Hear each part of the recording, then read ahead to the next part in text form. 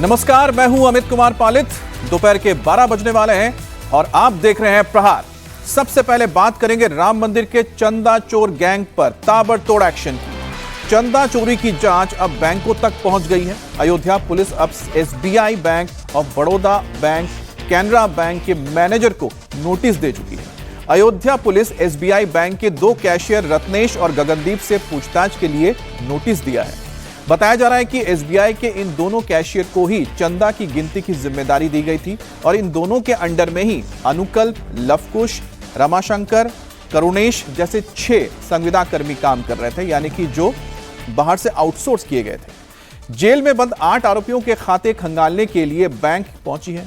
Ayodhya police के 2 पुलिसकर्मियों ने सादे कपड़ों में एसबीआई, राम मंदिर ट्रस्ट और आरोपियों के खातों की जानकारी मांगी है। सूत्रों के मुताबिक पुलिस राम मंदिर ट्रस्ट के लॉकर की भी जांच कर सकती है। तो आपको बताएं कि इस वक्त की ये बड़ी खबर आ रही है। अब बैंक भी इस तफ्तीश के दायरे में आ गए हैं।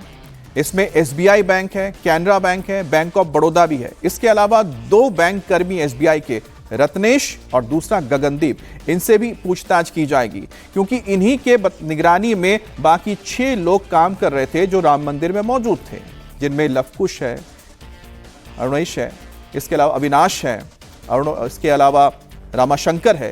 ये सभी वो नाम हैं जो इसके अंडर में काम कर रहे थे, 6 लोग। तो यानी कि टिन्नू यादव और सिर्फ सुभाष श्रीवास्तव ही ट्रस्ट के पेरोल पर थे। बाकी ये जो 6 कर्मचारी हैं ये बैंक के साथ जुड़े हुए थे।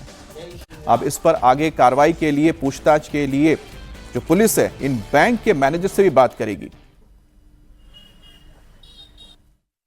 राम मंदिर चंदा चोरी मामले में पुलिस की इन्वेस्टिगेशन लगातार आगे बढ़ रही है। उसी हिसाब से जितने लोग हैं उनके बयान दर्ज करने का सिलसिला शुरू कर दिया गया है। मंदिर ट्रस्ट के महासचिव रह चुके चंपत राय, जिन्होंने अब इस्तीफा दे दिया है, चंपत राय के स्टेटमेंट पुलिस ने रिकॉर्ड किए हैं। अयोध्या पुलिस का साफ तौर पे कहना है कि लगभग 140 लोगों के बयान दर्ज किए जाने हैं।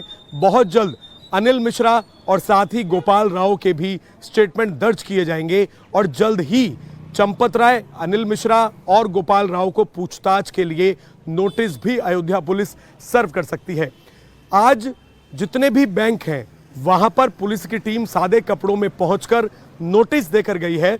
जो एसबीआई बैंक है, राम लला मंदिर के जो ट्रस्ट है उनके अकाउंट्स हैं इस एसबीआई बैंक में। एसबीआई बैंक के 2 एम्प्लॉई रत्नेश और गगनदीप, जो कि बैंक के पेरोल पर है, कैशियर के तौर पर ये राम मंदिर के अंदर काम कर रहे थे। इनकी भूमिका भी संदिग्ध पाई गई है, क्योंकि जो 6 लोग जो आउटसोर्स कैशियर थे, जिसमें अनुकल्प, लवकुश, अविनाश शुक्ला, करुणेश, रमाशंकर जो है, ये सभी इन्हीं दोनों बैंक के एम्प्लॉय के अंडर में काम करते थे और साथ में नोट गिनने का काम करते थे। आज सादे कपड़ों में चौकी के, जो कि यहाँ की चौकी है, वहाँ के 2 पुलिसकर्मी यहाँ पर पहुंचे और बैंक को एक नोटिस ये देकर गए हैं कि ट्रस्ट से जुड़े जो भी बैंक खाते हैं, जो जितने आरोपी अब तक अरेस्ट हुए हैं, उनके जितने बैंक खाते हैं, उनकी डिटेल्स पुलिस को सौंपी जाए। न केवल ये एसबीआई बैंक जो कि प्रमुख है, क्योंकि गिनती करने के अंदर इस एसबीआई बैंक के कर्मचारी लगे होते हैं, इसके अलावा पास में ही जो और भी बैंक हैं, Canara bank, bank of Maharashtra, साथ ही बैंक ऑफ बड़ौदा, जहां जहां पर ट्रस्ट से जुड़े हुए लोगों के खाते हैं, उनकी जानकारी लेने के लिए आज पुलिस की टीम ने सादे कपड़ों में सभी बैंकों के अंदर नोटिस दिए हैं और मांग की है कि ट्रस्ट और ट्रस्ट से जुड़े लोगों के जितने भी बैंक खाते हैं और जो लॉकर हैं, क्योंकि ये जानकारी मिल रही थी कि जो भी ज्वेलरी थी उनको लॉकर्स के अंदर रखा गया है, इन सभी की जानकारी अपनी जांच को आगे बढ़ाने के लिए आज अयोध्या पुलिस ने ये जुटाने की कोशिश की है। सबसे पहले सभी 8 आरोपियों के घर पे कल रेड्स की गई और आज बैंक के कर्मचारियों से जानकारी हासिल करने के लिए पुलिस ने स्टेट बैंक ऑफ इंडिया और इसके अलावा जो बाकी के बैंक हैं वहां पर नोटिस सर्व किए हैं। और अब से कुछ देर में जेल में 8 आरोपियों की पेशी होने जा रही, जो कोर्ट में पेश होंगे। पेशी वीडियो कॉन्फ्रेंसिंग के जरिए की जाएगी। रविवार सुबह पुलिस की 8 टीमों ने आरोपियों के घर पर एक साथ छापेमारी की थी। चंपत राय के करीबी रामशंकर यादव और टिन्नू यादव के घर से निवेश खरीद से जुड़े कागजात, ज्वेलरी और कैश मिले हैं। आरोपी अनुकल्प मिश्रा के घर से एक डायरी मिली है। पुलिस का मानना है कि डायरी से चढ़ावा चोरी मामले से जुड़े सुराग मिल सकते हैं। फिलहाल जांच अधिकारी रिकवरी में मिले सामान को रिकॉर्ड में दर्ज कर रहे हैं। तो 8 आरोपियों के घर पर कल छापेमारी हुई थी, जिसमें टिन्नू यादव के घर पर छापेमारी हुई थी, मनीष यादव जो उसका रिश्तेदार है उसके घर पर भी हुई थी।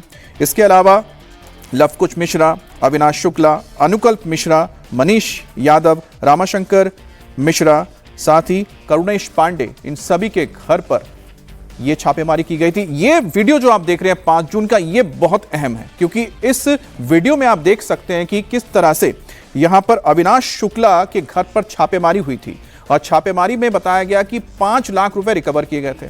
इसमें आपको मंदिर ट्रस्ट के लोग नजर आ रहे हैं और साथ में इसमें पुलिस जो खाकी वर्दी है वो भी नजर आ रही है। एक बैग यहां पर हाथ में नजर आ रहा होगा जिसको गोल घेरे में हमने दिखाया है। बताया गया है कि इसी ब्लैक बैग में वो 5 लाख रुपए जो रिकवर किए गए थे अविनाश शुक्ला के पास से, उसे रखा गया था। तो जाहिर सी बात है कि 5 जून को ट्रस्ट में मौजूद सभी को यह मालूम था, पदाधिकारी को, कि चंदा की चोरी हो रही है, चढ़ावे की चोरी हो रही है। कौन कर रहा है इसके बारे में भी जानकारी थी क्योंकि पैसा रिकवर किया गया था। सवाल यही उठ रहा है इस वक्त कि आखिरकार इसके बाद महासचिव चंपत राय ने क्यों इस पर एफआईआर नहीं दर्ज की, क्यों पुलिस को इस बारे में जानकारी नहीं दी। 13 जून को जाकर एसआईटी की मांग की गई ट्रस्ट की ओर से, तो इतने दिन तक आखिरकार क्यों जो चंदा चोरी कर रहे थे उनको संरक्षण दिया गया, छुपा के रखा गया। और एक और बड़ी बात यह है कि टिन्नू यादव और साथ ही साथ सुभाष श्रीवास्तव सिर्फ 2 ही वो व्यक्ति हैं जो ट्रस्ट से जुड़े हुए थे। बाकी जो 6 नाम मैं आपको बता रहा हूं, लवकुश मिश्रा, अविनाश शुक्ला, अनुकल्प मिश्रा, मनीष यादव, रामाशंकर मिश्रा और करुणेश पांडे, ये 6 के 6 ये बैंक से जुड़े हुए कर्मचारी थे। बैंक ने इनको आउटसोर्स किया था। इनके ऊपर कौन बैठे थे? रत्नेश और गगनदीप, जिनसे अब आगे की पूछताछ की जाएगी। तो कुल मिलाकर इस वक्त जो तफ्तीश है आगे बढ़ती जा रही है। और चोरी के मामले से जुड़े एक और बड़ी खबर आपको बता देते हैं जो अयोध्या से इस वक्त आ रही है। देखिए, चंपत राय से पूछताछ हो चुकी है और चंपत राय से जब पूछताछ की गई है तो उनसे ये सारे सवाल पूछे गए हैं जो हमने भी लगातार उठाए हैं। 140 लोगों से भी आगे पूछताछ होगी, जो दायरा लगातार अब बढ़ता जाएगा। लेकिन इसमें सबसे अहम भूमिका चंपत राय की ही निकल कर आ रही है क्योंकि वो महासचिव थे। और जैसा कि हमने वीडियो दिखाया था और वीडियो में साफ दिख रहा था कि 5 जून को पैसा रिकवर हुआ था, तो सवाल यही उठता है कि इतने दिनों तक इंतजार क्यों किया गया। जून के पहले ही हफ्ते में जब यह बात साफ हो चुकी थी कि चरावे की चोरी हो रही है, तो फिर आगे पुलिस को इसमें क्यों नहीं बताया गया था। अब पुलिस ने चंपत राय का बयान दर्ज कर लिया है। इस मामले में चंपत राय का बयान लिया गया है। चंपत राय का बयान एफआईआर के बाद दर्ज किया गया। इससे पहले एसआईटी ने सबसे पहले चंपत राय से पूछताछ की थी, चंदा चोरी के बारे में पूरी जानकारी दी थी। अब इस मामले की जांच कर रही अयोध्या पुलिस अनिल मिश्रा और साथ ही गोपाल राव का भी बयान दर्ज करने की तैयारी कर रही है। पुलिस कुल मिलाकर 140 लोगों के बयान दर्ज करने की तैयारी में है। पुलिस कई लोगों के बयान गवाहों के तौर पर भी दर्ज कर रही है। चंपत राय, अनिल मिश्रा और गोपाल राव के अलावा ट्रस्ट से जुड़े दूसरे लोग, दान की गिनती करने वाले, दान को बैंक तक ले जाने वाले, बैंक कर्मचारियों, सुरक्षा गार्डों के भी बयान दर्ज होंगे, जिससे कि पुलिस चंदा चोरी की तह तक पहुंच सके। तो अगला नंबर यहां पर अनिल मिश्रा का होगा जो ट्रस्टी है और साथ ही साथ गोपाल राव का भी होगा जो इस वक्त मंदिर में ही मौजूद है। रुचि हमारे साथ जुड़ी है, रुचि से हम जानेंगे। रुचि, चंपत राय से पूछताछ हो चुकी है, अब उनसे जो पूछताछ हुई होगी तो उनसे सवाल जरूर पूछा गया होगा कि जब 5 तारीख को आपको पता लग चुका है कि चोरी हो रही थी तो आपने क्यों एफआईआर नहीं दर्ज करवाई। इसके अलावा दूसरा नंबर आता है अनिल मिश्रा का, उनसे कब पूछताछ होगी?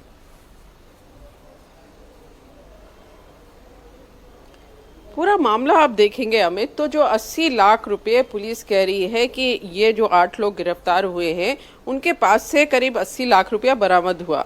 अब पुलिस जो है वो ये भी कह रही है कि 80 लाख हमने नहीं बरामद किया, ये ट्रस्ट ने बरामद किया। तो अब बहुत बड़ा सवाल है जिसके जवाब चंपत राय को भी देने पड़ेंगे, अनिल मिश्रा को भी देना पड़ेगा कि आखिर वो लोग पुलिस क्यों बन गए थे, वो क्यों जाके पैसे की बरामदगी कर रहे थे, और अगर किसी का रोल उनको मिला था, किसी के पास से पैसा मिला था, तो उन्होंने एफआईआर क्यों नहीं कराई, क्यों मामले को दबाने की कोशिश की गई। तो क्या इसमें और भी कुछ लोग शामिल थे जिनको चंपत राय या अनिल मिश्रा बचाना चाहते थे या खुद अपने को बचाना चाहते थे? ये बहुत सारे सवाल हैं जिनके जवाब मिलना अभी बाकी है। तो अब ये 8 लोग गिरफ्त में आए हैं। पुलिस का कहना है कि इनसे जब रिमांड ली जाएगी, इनसे पूछताछ होगी और इस तरह से ये पहली कड़ी है और लोग इसमें जुड़ते जाएंगे। आप देखेंगे कि 9 नंबर पे अज्ञात लिखा हुआ है जो FIR है, तो ये पता चलेगा आखिर अज्ञात कौन है। और भी लोग आएंगे तो इसी FIR में आगे नाम जुड़ते जाएंगे। तो बैंक वालों से भी एक तो ये कि जो कल छापेमारी हुई उसमें कुछ कागज़ मिले हैं, कुछ डिटेल्स प्रॉपर्टी के मिले हैं, तो पुलिस ये जानना चाहती है कि ये जो बैंक में पैसा है या कोई संपत्ति खरीदी गई है, तो क्या ये मंदिर का जो चढ़ावे के पैसे की चोरी के आरोप हैं वो पैसा इसमें लगाया गया है। बैंक में अगर पैसा है तो वो कहाँ से आया, कौन सी इनकम हो रही थी, कहाँ कितना तनख्वाह उनको मिल रही थी, क्या पुराना पैसा था, ये सब चीज़ें जांच की जा रही हैं। और साथ में बैंक से ये भी पूछेंगे कि ये जो सिफारिश पे 8 में से 6 रखे गए थे बैंक ने जो आउटसोर्स कर्मचारी, किसके कहने पर इनको रखा गया था, कौन इसके पीछे था। तो ये सारे सवाल हैं जिनके जवाब पुलिस ढूंढ रही है। अमित, तो जैसा रुचि बता रही हैं कि किस तरह से इस पूरे मामले में कहीं ना कहीं ये कहते हैं ना जिम्मेदारी वो चंपत राय जी की बनती थी या फिर अनिल मिश्रा जी की बनती थी, फिर उन्होंने कोई कदम क्यों नहीं उठाया। जब अविनाश के पास से पैसे बरामद हो गए, वो तो आउटसोर्स किया हुआ व्यक्ति था, वो बैंक के जरिए आया था, वो ट्रस्ट का भी व्यक्ति नहीं था, फिर भी उनके खिलाफ क्यों केस दर्ज नहीं हुआ। जो हम आपको तस्वीर दिखा रहे हैं 5 जून की, जहां अविनाश शुक्ला के घर से 5 लाख रुपए रिकवर हुए थे। अब अयोध्या राम मंदिर के चढ़ावा चोरी के मामले की जानकारी होने के बावजूद एक्शन नहीं लेने की वजह से अब चंपत राय ही सवालों के घेरे में रहे। 5 जून का जो फुटेज है वो अपने आप में बहुत कुछ कहता है, जिसमें राम मंदिर की सुरक्षा में लगे पुलिस कर्मियों को साथ लेकर चढ़ावे की गिनती करने वाले कर्मचारी अविनाश शुक्ला के घर पर रेड मारी गई। इसमें पुलिस और ट्रस्ट के लोग अविनाश के घर से नोटों से भरा बैग लेकर निकलते हैं, कार में बैठते हुए नजर आ रहे हैं साफ।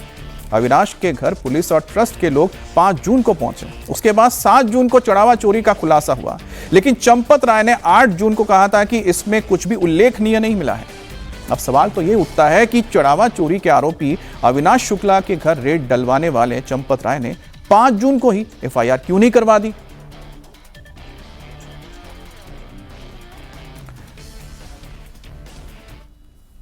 कल अयोध्या में पुलिस ने जिन ठिकानों पर रेड मारी है उनमें आरोपी लवकुश मिश्रा का घर भी शामिल है। इस दौरान पुलिस को लवकुश के घर से उसकी पत्नी के नाम जमीन के दस्तावेज मिले। 2025 में पत्नी के नाम ये बेनामा करवाया गया था। जमीन पर मकान का निर्माण कार्य भी शुरू हो चुका है। जमीन सोहबल तहसील के ग्राम बनीपुर में है। अब पुलिस जांच कर रही है कि लवकुश ने इस जमीन का पैसा कैसे दिया। क्या जमीन चढ़ावे की चोरी के पैसे से ली गई है? क्या लवकुश के बैंक अकाउंट से यह पैसा निकाला या फिर जमीन खरीदने में कैश से भुगतान किया गया? अब जो मनी ट्रेल है इस जमीन के सौदे को पुलिस जांच रही है और उसी के जरिए साबित हो जाएगा कि आखिरकार लवकुश के पास इतना पैसा कहां से आया। अब देखिए लवकुश कौन है। लवकुश वो व्यक्ति है जो दान आता था, पैसा आता था, उसको गिनता था, लेकिन वो ट्रस्ट का पेरोल पे नहीं था, ट्रस्ट के पेरोल पे नहीं था, यानी कि वो बैंक के जरिए हायर किया हुआ था, बैंक ने जो आउटसोर्स किया था। अब एक व्यक्ति की बताई जा रही है कि जो तनख्वाह है करीब 20,000 के करीब है, 18 से 20,000 के करीब है। अब 18 से 20,000 का कमाने वाला कितने लाख की जमीन ले सकता है? अब इसी की तफ्तीश आगे पुलिस लगातार कर रही है। इससे पहले कल पुलिस अयोध्या में पहुंचकर गैंग्स ऑफ चंदा चोर के 10 ठिकानों पर छापेमारी करती है, जिसमें मनीष के घर पर ताला लगा हुआ था और उसके चाचा रामशंकर यादव और टिन्नू यादव की पत्नी से पूछताछ की गई थी। उसके घर की अलमारी और बक्से की तलाशी ली गई थी। अब रमाशंकर मिश्र के घर पर भी तलाशी ली गई।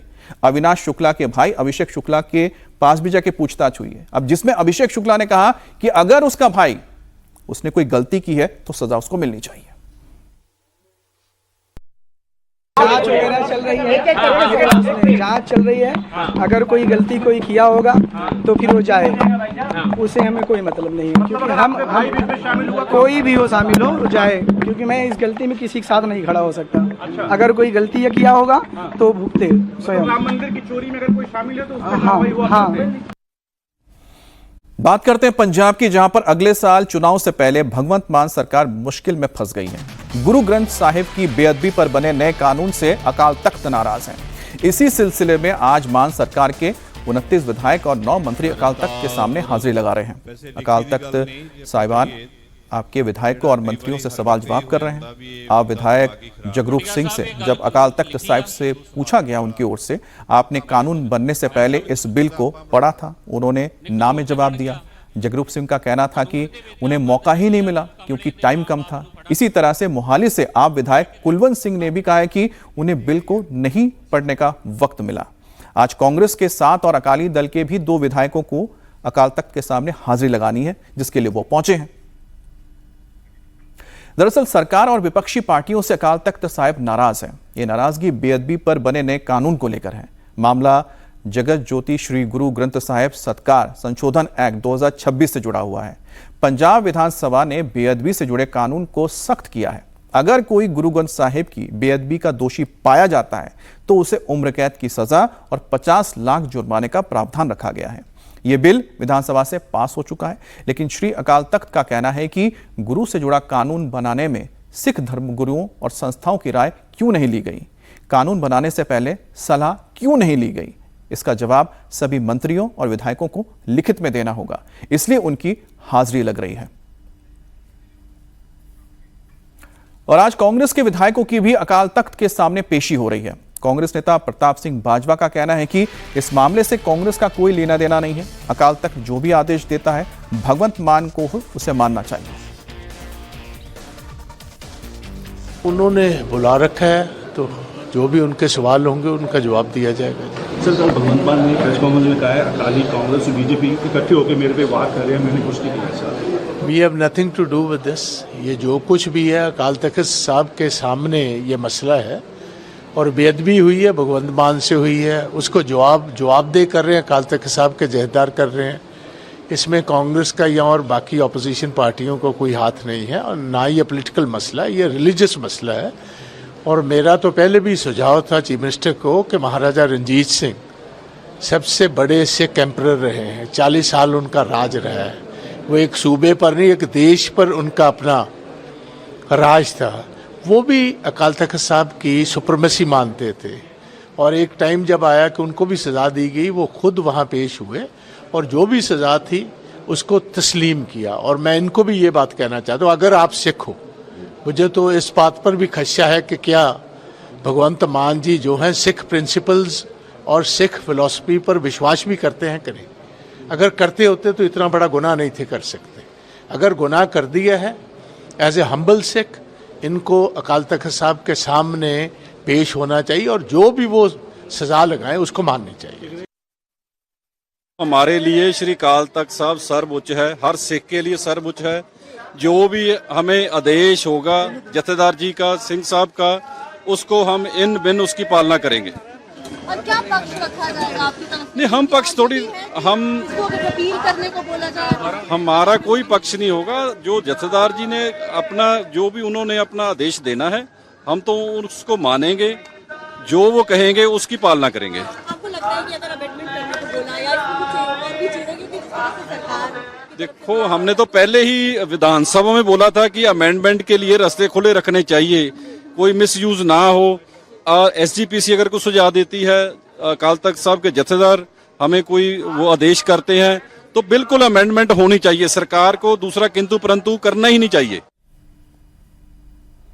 और हमारे साथ पुनीत पुरिंजा जुड़ गए हैं। पुनीत, बताइए कि कितने विधायक इस वक्त हाजिरी लगा चुके हैं और जो विधायक बाहर आ रहे हैं उनसे अगर आपकी बातचीत हुई है तो उन्होंने क्या कहा है? देखिए, बहरहाल एक कमेटी रूम है, एक हॉल है जहां पर ये पूरी जो बैठक कहेंगे कि मीटिंग जो है वो चल रही है, जहां पर अकाल तख्त के जो जथेदार हैं वो वहां पर मौजूद हैं। उसके अलावा तमाम विधायक जितने भी हैं 29 जो हैं वो आम आदमी पार्टी के विधायक हैं। उसके अलावा 9 मंत्री हैं, 7 विधायक कांग्रेस के हैं, 2 अकाली दल के और 1 निर्दलीय विधायक हैं। वो अभी वहीं पर मौजूद हैं। अभी लगातार सवाल जवाब जो हैं वो अकाल तख्त के जो जथेदार हैं उनके द्वारा वो उनको लगातार किए जा रहे हैं और उनसे पूछा जा रहा है कि क्या आपने जब ये बिल सदन में रखा गया था, विधानसभा में रखा गया था, कि आपने पढ़ा था? तो जो 2 विधायक है जब उनसे पूछा गया तो उन्होंने सीधे तौर पर कहा कि नहीं पढ़ा, क्योंकि उस समय आनंद फानंद को बिल दिया गया, पढ़ने का मौका नहीं मिला। इन तमाम उन्होंने बातों का जवाब दिया। जाहिर तौर पर जो है एक तरह से कहें कि लगातार विधायक जो हैं उनसे पूछा जा रहा है और अपनी आपत्ति जो है वो बताई जा रही है। अकाल तख्त के जथेदार की तरफ से भी क्या उनको आपत्ति है, क्यों जो है जब ये बिल लाया गया तो क्यों नहीं राय ली गई जो श्री अकाल तख्त साहिब से, SGPC से या सिख संगठन से जुड़े जो लोग हैं उनसे क्यों नहीं राय ली गई? ऐसा क्या जल्दबाजी थी? इवन कि जब ये पूरी चल रहा था तो एक विधायक आम आदमी पार्टी से उनसे पूछा गया कि अच्छा आपने कानून पढ़ा? तो उन्होंने कहा जी हाँ मैंने कानून पढ़ा है। तो उनसे पूछा तो कस्टोडियन कौन होता है? तो वो उसका जवाब नहीं दे पाए। तो इस तरह से प्रश्न जो है वो जत्थेदार के द्वारा पूछे जा रहे हैं, विधायक बारी बारी से जवाब दे रहे हैं। अभी फिलहाल कोई विधायक बाहर नहीं आया है और लगातार भी जो बैठक है वो चल रही है। पुनीत, आप नजर बनाए रखें इस खबर पर, आगे आपके पास अपडेट के लिए हम आएंगे। अब बात करते हैं नॉर्थ ईस्ट में मॉनसून को लेकर। जिस तरह से वहां लगातार बारिश हो रही है उससे असम से लेकर अरुणाचल तक हालात बहुत ही खराब हो गए हैं, जिसकी वजह से कई इलाकों में तो बाढ़ और लैंडस्लाइड की खबर है। असम के धेमाजी की तस्वीर दिखा रहे हैं। इस जिले में 24 घंटे में 110 मिलीमीटर बारिश हुई है। अब इसकी वजह से धेमाजी जिले में नदियां उफान पर हैं और बाढ़ के हालात हो गए हैं। कई गांव जलमग्न हो चुके हैं, सड़कों पर पानी बह रहा है, रेलवे पुल ढह चुका है, जिसकी वजह से मुडकोलोंग सेग और शिलापथार के बीच रेल कनेक्टिविटी टूट गई है। बताया जा रहा है कि बाढ़ की वजह से असम में 20,000 से ज्यादा लोग प्रभावित हुए हैं। राहत और बचाव का काम जारी है। उधर केंद्रीय गृह मंत्री अमित शाह ने असम के मुख्यमंत्री हेमंत बिस्वा शर्मा से बात की है। अमित शाह ने हर संभव मदद का भरोसा भी दिया है। तो लगातार जो बारिश हो रही है उसके चलते असम और साथ ही अरुणाचल प्रदेश में इस वक्त हालात बहुत ही खराब हो गए हैं और हेमंत बिस्वा शर्मा की ओर से जानकारी दी गई है कि गृह मंत्री अमित शाह ने उनसे बात की है, हालात के बारे में जानकारी ली है और साथ ही कहा है कि जिस तरह की भी मदद की जरूरत है हर संभव मदद इस वक्त असम को दिया जाएगा। और ये तस्वीरें आप देखिए कि किस तरह से लोगों को जान जोखिम में डालकर रेस्क्यू किया जा रहा है, क्योंकि जो नदियां जिन पर पानी बिल्कुल नहीं था वो इस वक्त उफान पर है। और अरुणाचल प्रदेश में भी बताया जा रहा है कि एक बहुत पुराना पुल था जो बह गया है। अरुणाचल प्रदेश में भारी बारिश के चलते लैंडस्लाइड हुआ। मौसम विभाग ने 9 जिलों में बारिश का रेड अलर्ट जारी कर दिया है। मौसम विभाग का कहना है कि अगले 24 घंटे में 200 मिलीमीटर तक बारिश हो सकती है, इसीलिए लोगों को घर से ना निकलने की सलाह दी गई है। आपको मैं बता दूं कि अरुणाचल प्रदेश में 5 दिनों में जारी बारिश की वजह से कई जगहों पर लैंडस्लाइड भी हुआ है। 50 से ज्यादा घर तबाह हो चुके हैं, सैकड़ों लोग बेघर भी हो गए हैं। हेलीकॉप्टर के जरिए राहत और बचाव का काम किया जा रहा है। जो लोग फंसे हुए हैं उनको बाहर निकाला जा रहा है। लोगों को बचाने के लिए सैलाब के बीच रस्सियों के सहारे लोगों को निकाला जा रहा है। SDRF, NDRF लगातार इसमें लगी हुई है। इसके अलावा एयरफोर्स और इंडियन आर्मी भी मदद कर रही है। फंसे लोगों को निकालने के लिए युद्ध स्तर पर काम किया जा रहा है। केई पानियौर जिले के निपोक कॉलोनी में करीब 50 घर पूरी तरह से बह गए और पोसा और पीटापुल इलाके में 25 से ज्यादा मकान सैलाब की चपेट में आने से डैमेज हो गए। ये तस्वीरें आप देखिए कि किस तरह से ईटानगर के पास अरुणाचल प्रदेश में जो लैंडस्लाइड हुआ है उसकी वजह से जो मलबा नीचे आ गया उससे पूरी की पूरी सड़क ही बह गई है। अब सड़क को फिर से बहाल करने के लिए यहाँ पर लगातार काम किया जा रहा है।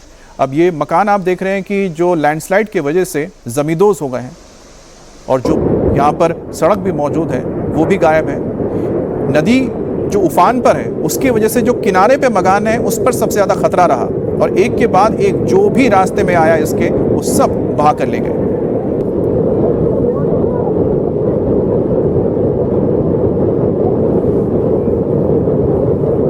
ईरान और अमेरिका एक दूसरे पर जबरदस्त अटैक कर रहे हैं। ट्रंप ने ईरान का नामो निशान मिटाने की धमकी दोहराई है। वहीं ईरान ने भी स्ट्रेट ऑफ हॉर्मुज को 30 दिन के लिए अपने कंट्रोल में लेने का ऐलान कर दिया है।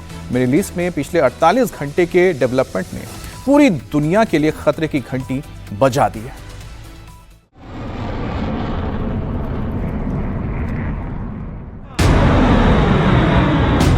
मिसाइलें फिर आग उगलने लगी हैं।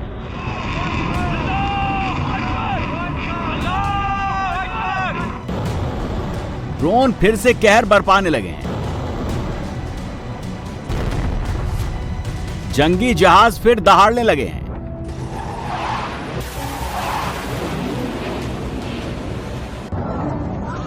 मोर्चेबंदी फिर शुरू हो गई है। बम फिर से बरसने लगे हैं। जंग के सायरन फिर बजने लगे हैं।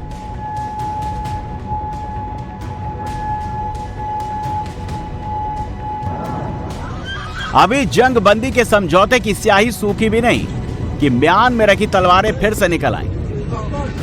अभी डोनाल्ड ट्रंप ईरान के साथ हुए समझौते का ढोल पीट ही रहे थे कि अमेरिकी सेना ने फिर से हमले शुरू कर दिए और ईरान ने पलटवार करना शुरू कर दिया। ईरान और अमेरिका के बीच जिस मेमोरेंडम ऑफ अंडरस्टैंडिंग से दुनिया में उम्मीद की लहर उठी थी, वो लहर एक बार फिर से स्ट्रेट ऑफ हॉर्मुज में जहाजों के लिए कहर बन गई है।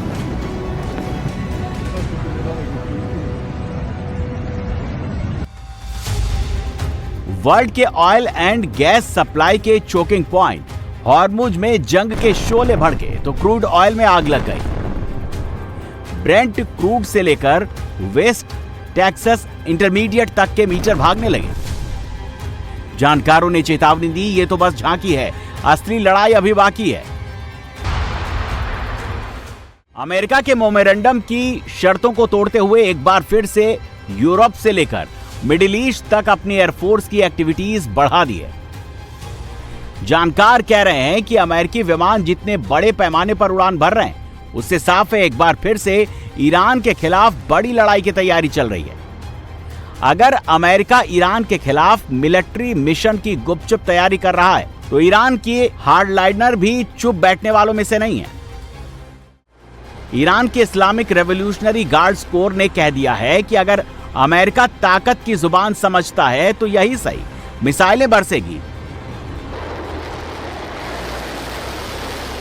मिडिल ईस्ट में जंग के शोले भड़केंगे और अब की बार आर या पार की जंग होगी।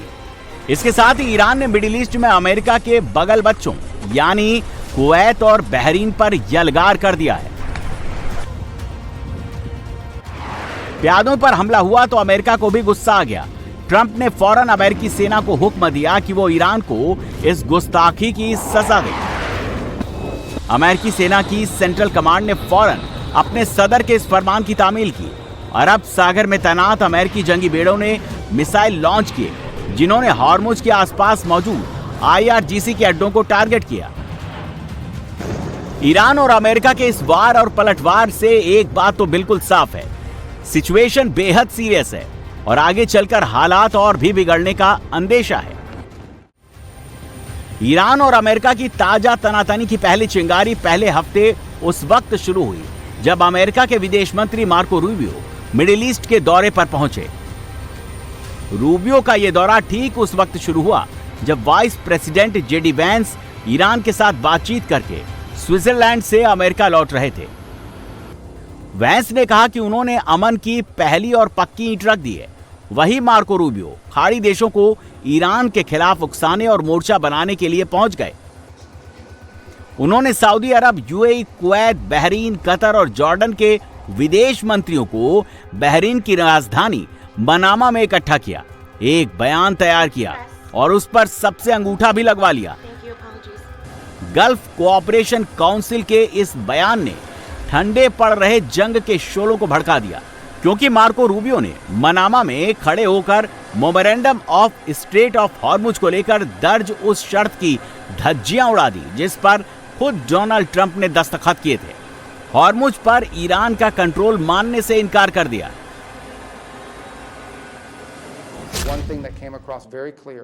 इस बैठक में एक बात बिल्कुल साफ तौर पर उभर कर आई थी कि खाड़ी देश किसी भी तरह के टोल या फिर किसी भी फीस, किसी भी तरह के चार्ज के बिल्कुल खिलाफ हैं। प्रेसिडेंट ट्रंप ने यह बात दो टूक लफ्जों में कही थी कि हॉर्मुज पर कोई टोल नहीं लगेगा, किसी भी समझौते में यह शर्त शामिल नहीं होगी, हो ही नहीं सकती। प्रेसिडेंट ट्रंप ने ओवल ऑफिस में भी ये बात कही थी और अब हमारे सहयोगियों ने भी आज इस बयान में ये क्लियर कर दिया है कि अगर आप मेमोरेंडम ऑफ अंडरस्टैंडिंग को देखें तो ये पूरे इलाके में शांति की बात करता है। MOU में साफ लिखा है कि स्वतंत्र देश की संप्रभुता और उनके हितों का पूरा ख्याल रखा जाएगा। जो प्रॉक्सी हथियारबंद समूह हैं ये यही करते हैं, वे देशों की संप्रभुता में दखल अंदाजी करते हैं। जैसा कि ईरान अगर हिजबुल्लाह को पैसा देता है और ये कहता है कि वो लेबनान की सरकार के प्रतिद्वंदी के तौर पर काम करे, तो जाहिर है कि ईरान उस देश के अंदरूनी मामलों में वहाँ की सियासत में दखल दे रहा है। जब ईरान इराक के हथियारबंद मिलिशिया को समर्थन देता है तो साफ है कि वो इराक के अंदरूनी मामलों में दखल दे रहा है। MOU में इस बात को भी शामिल किया गया है। जिससे सबको साफ हो जाएगा कि अगर हम इन बातों पर भी ईरान से चर्चा कर रहे हैं, क्योंकि इस इलाके में शांति और स्थिरता तब तक नहीं आ सकती जब तक ईरान दूसरे देशों के भीतर इन नॉन स्टेट एक्टर्स को बढ़ावा देना बंद नहीं करता। अमेरिका का ये डबल गेम है। एक तरफ तो ट्रंप ने ये मान लिया था कि हॉर्मुज स्ट्रेट ईरान के कंट्रोल में रहेगी। जेडी वेंस ने ईरानियों के सामने स्विट्जरलैंड में दोबारा यही बात कबूल की। सीज फायर की पहली शर्त के तौर पर लेबनान में भी जंगबंदी को शामिल किया गया, लेकिन इजराइल ने लेबनान से पीछे हटने से इनकार कर दिया। इजराइल को ईरान और अमेरिका का MOU भी कबूल नहीं, इसीलिए वेंस के स्विट्जरलैंड से लौटते ही अमेरिका ने लेबनान और इजराइल का समझौता करा दिया और लेबनान में खून खराबे का जिम्मेदार ईरान को ठहरा दिया।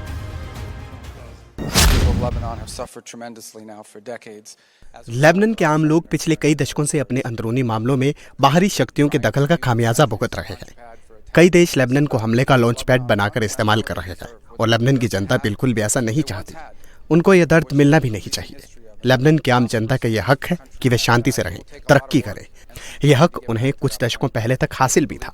यकीनन हमें उस मकाम तक पहुंचने में कुछ वक्त जरूर लगेगा, लेकिन मेरा मानना है कि आज हमने उस दिशा में पहला कदम बढ़ा दिया है। और पहला कदम यकीनन सबसे मुश्किल होता है, लेकिन आज हम साथ मिलकर वो कदम बढ़ा रहे हैं। निश्चित रूप से इजराइल की आवाम को भी शांति और सुरक्षा के साथ रहने का अधिकार है। उत्तरी इजराइल के निवासी, जिन्हें बार बार लेबनान से किए जाने वाले आतंकी हमलों का निशाना बनाया गया है, और उन पर यह हमला लेबनान की आवाम नहीं करती, लेबनान की सरकार नहीं करती, बल्कि इस हमले के पीछे वो बाहरी ताकतें हैं जो लेबनान की धरती से आम नागरिकों को निशाना बनाते हैं। और इसी वजह से उत्तरी इजराइल के लोग लंबे वक्त से शांति से नहीं रह पा रहे हैं, क्योंकि हर वक्त हमले के सायरन बजते रहते हैं। यह अमेरिका का दूसरा डबल गेम था, जहां जेडी वेंस तमाम शर्तों पर हामी भरकर ईरान को पुचकार रहे थे। वहीं उन्हीं के कैबिनेट के साथी मार्को रूबियो मिडिल ईस्ट से लेकर वॉशिंगटन DC तक ईरान के रास्ते में डिप्लोमेटिक माइन फील्ड्स बिछा रहे थे। रूबियो ने इस डबल गेम की शुरुआत उसी वक्त कर दी थी जब वो मिडिल ईस्ट के दौरे पर पहुंचे थे। उन्होंने पर्शियन गल्फ में फंसे जहाजों को बाहर निकालने के लिए एक अल्टरनेटिव रूट प्रपोज किया, जिसको यूनाइटेड नेशंस के इंटरनेशनल मैरीटाइम ऑर्गेनाइजेशन ने एडॉप्ट करके तुरंत ओमान के पास से जहाज गुजारने शुरू किए। ईरान को अपनी अथॉरिटी में ये दखल कतई नागवार गुजरा और उसने ओमान के पास से गुजर रहे टैंकर्स पर वार्निंग के तौर पर अटैक किए। सीनेटर्स ने घेराबंदी की तो डोनाल्ड ट्रंप उनके साथ डिनर करने पहुंच गए। मीटिंग के बाद कहा कि सीनेटर से बहुत अच्छी बात हुई है। इसके बाद ट्रंप ने secretary of state Marco Rubio को खाड़ी देशों के दौरे पर भेज दिया। रूबियो ने उसी GCC से हॉर्मुज फ्री कराने, ईरान के प्रॉक्सीज यानी हिजबुल्लाह, हमास और ह्यूतियों पर लगाम लगाने और ईरान के बैलिस्टिक मिसाइलों और ड्रोन्स पर काबू पाने का बयान दिलवा दिया, जो ईरान और अमेरिका के बीच समझौता करा रहे थे। हैरानी की बात तो ये रही कि कतर और UAE जैसे देश भी अमेरिका के सुर में सुर मिलाने लगे। ये बात ईरान को बड़ी नागवार गुजरी। ईरान ने कहा कि अरब देशों ने उसकी पीठ में छुरा घोंपा है। ईरान और अमेरिका के बीच जो समझौता हुआ था, उसमें से न्यूक्लियर वेपन वाले मुद्दे को ट्रंप बढ़ा चढ़ाकर पेश कर रहे थे। हालांकि ईरान शुरू से ही कहता रहा है कि वो एटम बम नहीं बनाएगा। अब असली पेंच तो बाकी के मुद्दों पर फंस गया है। सबसे बड़ा मसला लेबनान का है। इजराइल लेबनान से सेना हटाने को तैयार नहीं है। अमेरिका उसके साथ खड़ा है। हिजबुल्लाह, हूती और हमास ईरान के प्रॉक्सी हैं। वो इन्हें इजराइल अमेरिका के खिलाफ लड़ाई का जरिया मानता है, मगर खाड़ी देश और अमेरिका इजराइल का सफाया करने पर आमादा है। युद्ध के दौरान ईरान के हमले झेलने वाले खाड़ी देश अब ईरान के बैलिस्टिक मिसाइल और ड्रोन कैपेसिटी को खत्म करना चाहते हैं। स्ट्रेट ऑफ हॉर्मुज को ईरान अपने कंट्रोल में रखना चाहता है। अमेरिका ने इसके खिलाफ खाड़ी देशों को भी अपने साथ मिला लिया है। यही वजह है कि ईरान ने ओमान के पाला बदलते ही दूसरे रास्ते से हॉर्मुज क्रॉस करके जहाजों पर हमले शुरू कर दिए।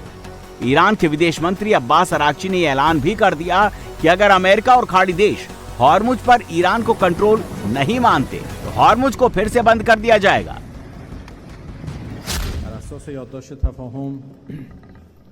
अमेरिका और ईरान के बीच मेमोरेंडम ऑफ अंडरस्टैंडिंग के तहत स्ट्रेट ऑफ हॉर्मुज ईरान की निगरानी में रहेगा और अगले 30 दिनों में यहां टैरिफ नॉर्मल किया जाएगा। इस रास्ते की दिक्कतें ईरान की सेना ने हटानी शुरू कर दी हैं। अभी इस पर काम चल रहा है। इस रास्ते को ठीक करना ईरानी सरकार की जिम्मेदारी है। हमारे और अमेरिका के बीच हुए समझौते के बाद किसी और देश या संस्था को इस मामले में दखलंदाजी करने का अधिकार नहीं है। अगर इस मामले में किसी भी तरह की दखलंदाजी की जाती है, ईरान ने जो व्यवस्था लागू की है उससे हटकर कोई नया सिस्टम लागू किया जाता है, तो इससे मामला और पेचीदा होगा। स्ट्रेट ऑफ हॉर्मुज खुलने में देर होगी, तनाव बढ़ेगा। पिछले 2 दिनों के दौरान हमने स्ट्रेट ऑफ हॉर्मुज में जो घटनाएं होती देखी हैं, उनसे साफ है कि तनाव बढ़ रहा है, टकराव बढ़ रहा है। मैं सभी पक्षों से अपील करता हूं कि वो स्ट्रेट ऑफ हॉर्मुज खोलने और इसके संचालन के मैनेजमेंट में कोई दखल ना दें। मेमोरेंडम की शर्तों का सम्मान करें। इसको तोड़ने को बढ़ावा देंगे तो दिक्कतें बढ़ेंगी। اجازه ندهند که این یادداشت تفاهم از مسیر خودش خارج بشه. यकीनन हॉर्मुज के दोबारा बंद होने का मतलब होगा ईरान अमेरिका का समझौता टूट गया है और जंग दोबारा शुरू होनी तय है।